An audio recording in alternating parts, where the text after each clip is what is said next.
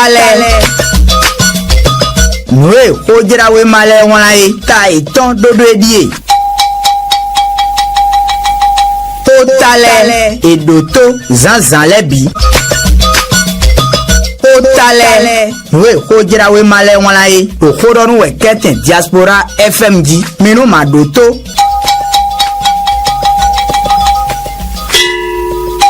Tolérance zéro au travail des enfants dans les secteurs à porte prévalence. Le gouvernement lance la campagne nationale. Nyewela mivedwa ohuitengbi iwewala bodo titimendoji e natangwa ronzowa vi emando kwede aleton do beneto miton median a chepipa yin kanu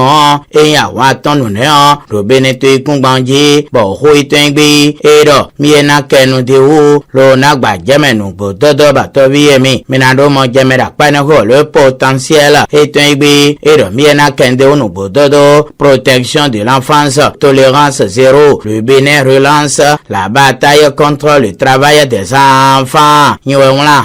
Le potentiel itengbi iwe dozo gbeye bodo seme poji donwe yin kanunu wadi bo renule azo watole bodo tovieru do kole kwando koropo itonle donaton ache eyin vi pe vile ton yi azo sen soda sino vi pe vi do beneto ikungbanji o sen wedon denu lo gbe bo le potentiel itengbi ero miena kenu de o lo nagba jemenu bododo todo mi to quotidien l'observateur itengbi ya et lo dozo gbeye travail des enfants au Bénin. Le gouvernement relance la campagne nationale tolérance zéro. Nyewela et non quotidien le meilleur itengbi iwewala bewe igbegbina mende wa mowenyo sen ijakaye e donasade benavetele a chepi pa dozo gbeye bovo kanyinonu wa mon coton do beneto miton melo yoba fraternité itengbi e lo kenu de o bodo enye a waton azo sensen wa fileton do beneto miton median wigorie a chepi pa yin kanaye bo yini me bonatime no to visunu to viyon le bodo propo itole inamo non kono jeno da pa inenkwi fraternité itengbi edo miena dozo gbeje le beneto miton na wanu gbensin vision Bénin 2060 à la fiane to gambene to don eyin kanunu waneon beja kungbelo kaje gambe bo le beneto mitona nogben do no come yi e dozo gbeje lo time bo soleil levant à Monsa Fata utondo miena kenu de o lancement de la vision Bénin 2060 à la FIA. Patrice Talon trace une feuille de route pour l'avenir et prépare la relève. Nyewela soleil levant itengbi edo miena dozo gbejelo kanatime filao neuza itengbi waya e lo kenu de o joba fraternité itengbi de vision Bénin 2060 à la FIA. Les 4 piliers du document et les 9 axes stratégiques nyewedo fraternité itengbi ewedo miena dozo gbeje lo kanatime nungbo dodo batoviemi minado mo jameda pa inenkwe dandan todo mitol atu express itengbi e lo kende o bodo Bénin de maintenant jusqu'à 2060 talent en toute perspective nyewela ina atu express itengbi iron weyin bo miena kenu de o maso ode menule dazan odo pogo alonso kwe me de dionton enye sen dodo gbasa Bénin to ton ina sin contentemele si kon ene okozan den be won we masedo de mendile ou sedo sen dodo gbasa Bénin to ton lo la boussole itengbi do miena kenu de o contentieux poste législatif 4 recours dont un visant Sodino examiné ce jour par la Cour constitutionnelle et la boussole itengbi wekende o bodo ne we mai ikawlado mais au sedo do gbasa Bénin to ton e mina tu interne de etin Laurent Sodino o Michel Sinko yime ko bodo sendo do gbasa Bénin to ton le ina jinja indoko mon koton uro e ngome bola boussole itengbi ingbi e kenu de olo do mina gbajeme bo le matinal eto ingbi razon e bien afon do ko mon coton ou lo karatime de bado de utoromi tole l'informateur eto ingbi karoti timenaji me kanayi de menugun ogoda lo metaun enion sinho wedate do yeme yen o de menu bo mi so din le ime bo l'informateur eto ingbi e don weyen bo mi na kende olo kana gbajeme nu gbo dodo ba to viemi mina do mo jamera pa ini on dans Toromito, le potentiel est un contrôle de la 10e législature au Bénin. La majorité face à elle-même, le choix au centre d'un duel discret. Le potentiel est un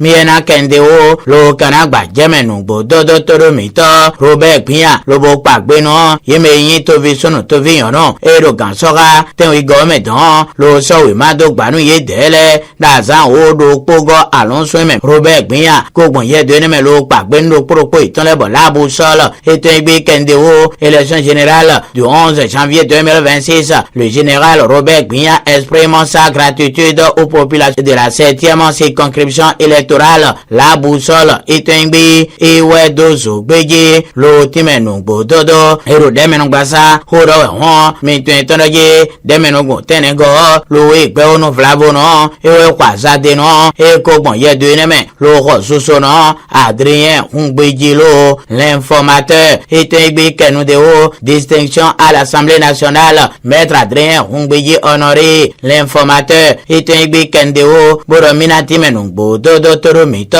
le pays émergent, et Tenbi Wea, et le Kenudeo, hommage aux anciens présidents de l'Assemblée nationale, président Louis Vlavono, célèbre Maître Adrien Hungbeji,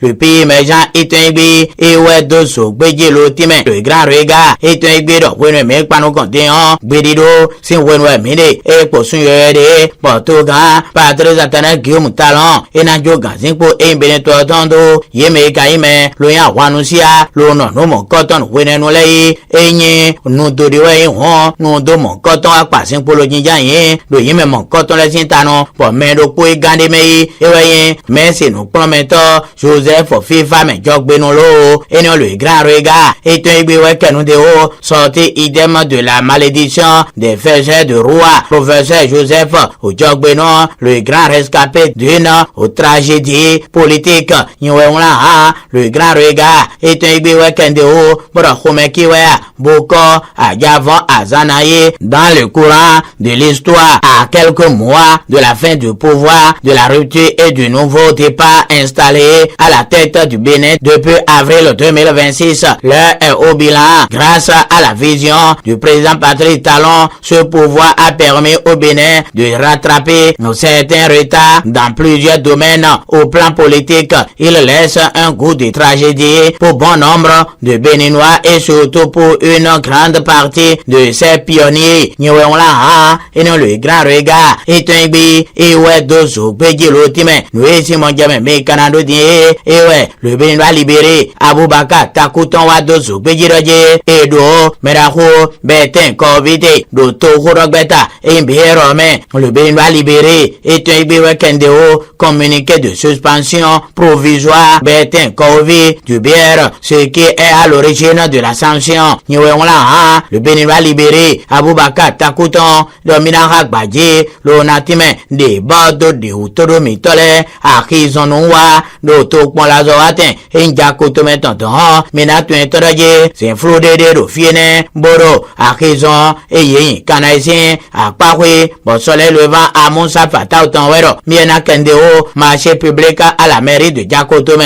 Le flot persistant autour des avis d'appel d'offres interpelle Niwemla Union soleil levant à Monsa Fata Otan Itembi Iwero Miena Kendeo Lona Bajamenungbo Dodo Nwe Simon Jame Me Canado Die Iwe Imeja Itembi So Chanwenole Yedu So Chanwe Meza Hoso Zambi Midogu Duwaine Boy Vivono A Clono Zambi Midogu Duwaine Bonheur Eja Humbelo Jagambi 59e édition Eya Wangbato Hui Do So Chanwe Don Edu Kwene bo gan wa za de nu e we hun gbo se keru ape no vrai e we no wa mo koton no lo blo be je hun gbe lo je gan gbe lo les méja et egbe we kende o célébration de 59e édition de Ahwan Gbato Hwe à Sotianhwe. Le président Ahwan gbo se keru ape no et son bureau ont réussi le pari d'une organisation parfaite. Niwe on la les méja et egbe e we dozo gbeje lo time nu vonu aizorun bedo kon we e kon Emmanuel Akpojelo e we no monje pe vigilda so enfant e ran chendo pro mi tolebono ni so Kotale Noé ojira we male wona e ta iton dodo edie Kotale edoto zanzan lebi Kotale Noé ojira we male wona e okodonu we keten diaspora FMG minu madoto